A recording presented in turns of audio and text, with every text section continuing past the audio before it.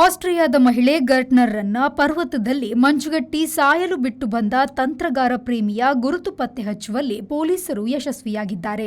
33ರ ಪ್ರಾಯದ ಆಸ್ಟ್ರಿಯಾ ಮಹಿಳೆ ತಂತ್ರಗಾರ ತಿಳಿದವನಿಂದ ಬೆಟ್ಟದಲ್ಲಿ ಸಿಕ್ಕು ಮಂಜಾಗಿ ಮರಣ ಕಂಡವರಾಗಿದ್ದಾರೆ. ಹೀಗೆ ದುರಂತ ಮಂಜುಗಡ್ಡೆಯ ಸಾವು ಕಂಡವರು ಕೆರ್ಸ್ಟಿನ್ ಗರ್ಟ್ನರ್.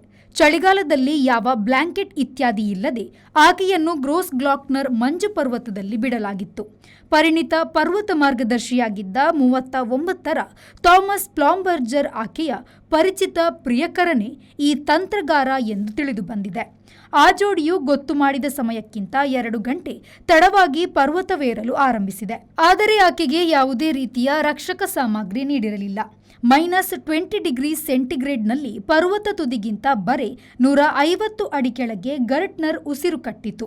ಮುಂಜಾವ 2 ಗಂಟೆಯ ಹೊತ್ತಿನಲ್ಲಿ ಪ್ಲಾಂಬರ್ಜರ್ ಆ ನಿಸ್ಸಹಾಯಕ ಮಹಿಳೆಯನ್ನ ಅಲ್ಲೇ ಬಿಟ್ಟು ಇಳಿದು ಬಂದಿದ್ದ.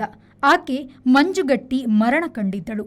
ಭಾರೀ ಮಂಜುಗಾಳಿಯ ನಡುವೆ ರಕ್ಷಣಾ ಪಡೆ ಅಲ್ಲಿಗೆ ಮರುದಿನ ಹೊತ್ತೇರಿದ ಬಳಿಕ ಮುಟ್ಟುವುದು ಸಾಧ್ಯವಾಯಿತು.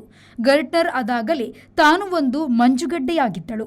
ಈಗ ಪ್ರಿಯಕರನ ವಿರುದ್ಧ ಪ್ರಕರಣ ನಡೆದಿದ್ದು, ಸಕಲ ಸಾಕ್ಷಿಯನ್ನ ಒಗ್ಗೂಡಿಸಲು ಹೇಳಿರುವ ಕೋರ್ಟ್ 2026ರ ಫೆಬ್ರವರಿ 19ಕ್ಕೆ ವಿಚಾರಣೆಯನ್ನ ನಡೆಸುವುದಾಗಿ ಹೇಳಿದೆ.